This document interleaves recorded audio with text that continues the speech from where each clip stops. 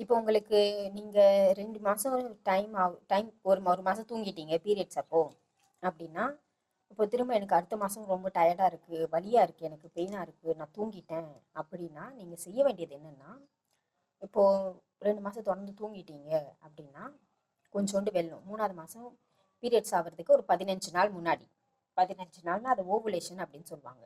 அந்த ஓவுலேஷன் நமக்கு தெரியும். நம்ம ஒரு 12 13 நாள் நல்லா சுறுசுறுப்பாக இருப்போம். திடீர்னு பட்டுன்னு என்ன ஆகும்னா 13வது நாளோ 14வது நாளோ ஒரு மாதிரி டயர்ட் ஆகிடும், உடம்பெல்லாம் வலிக்கும். அது மாதிரி அதுதான் ஓவுலேஷன். அப்போ ஸ்டார்ட் ஆகுதுன்னு அர்த்தம்.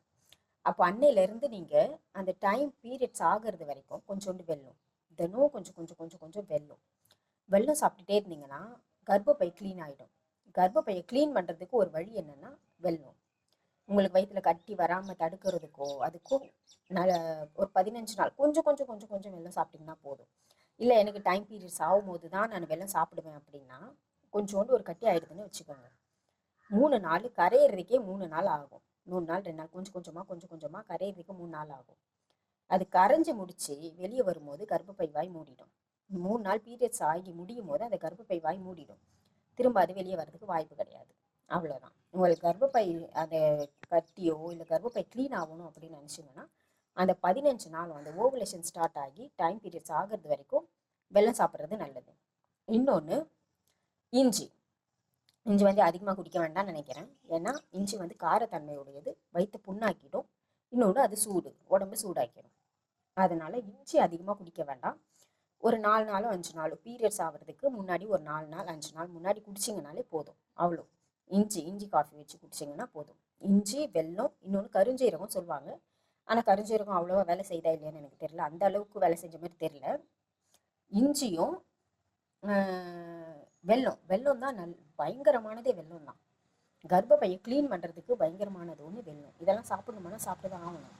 ஏன்னா கர்ப்பப்பையில் கட்டி வராமல் இருக்கிறதுக்கு. நிறைய பேருக்கு உடம்பு ஹீட் ஆகிடும். நீங்கள் வந்து இப்போல்லாம் ஜீன்ஸ் பேண்ட்லாம் போட்டு சுற்றுறாங்க, அப்புறம் டைட்டர் ட்ரெஸ்லாம் போட்டுட்டு இருக்கும்போது உடம்பு சூடாகும். அந்த இடம் அந்த கர்ப்பப்பையே சூடாகும் போது கண்டிப்பாக கட்டி வர்றதுக்கு நிறைய வாய்ப்பு இருக்குது.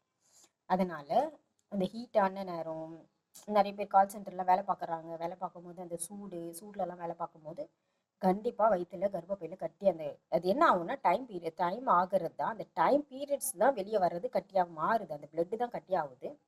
உடம்பு ஹீட்டாக இருக்கும்போது அது கட்டி பிடிச்சிடும் ஒரு சில நேரத்தில். அதனால் இதெல்லாம் சரிவாகணும்னா வெல்லம் தான் பெஸ்ட்டு. அதிகமாக வெல்லம் சாப்பிட்டுட்டே ரொம்ப வெல்லம் சாப்பிடாதீங்க. டைம் பீரியட்ஸ் ஆகும்போது அந்த 15 நாள் முன்னாடி கொஞ்சம் கொஞ்சம் வெல்லம் சாப்பிட்டீங்கன்னா கர்ப்பப்பை க்ளீன் ஆகிடும். அவ்வளோதான். அந்த கர்ப்பப்பை வாய் மூடிடும் 3 நாள் பீரியட்ஸ். இப்போ 3 நாள், ஒரு சிலவங்களுக்கு 3 நாள் ஆகும், ஒரு சிலவங்களுக்கு 4 நாள் ஆகும், ஒரு சிலவங்களுக்கு 5 நாள் ஆகும். அந்த 5 நாள் மட்டும்தான் அந்த கர்ப்பப்பை வாய் திறந்துருக்கும். அதுக்குள்ளே தான் வெளியே வந்தால் ஆகணும். இல்லை நான் அப்புறமா சாப்பிட்றேன்னீங்கன்னா கர்ப்பப்பையில் இருக்கிறது வெளியே க்ளீன் ஆகி வராது. ஏன்னா கர்ப்பப்பை வாய் மூடிடும். வெல்லம் தான் கர்ப்பப்பையை க்ளீன் பண்ணணும் அப்படின்னா பெஸ்ட்டு வெல்லம்.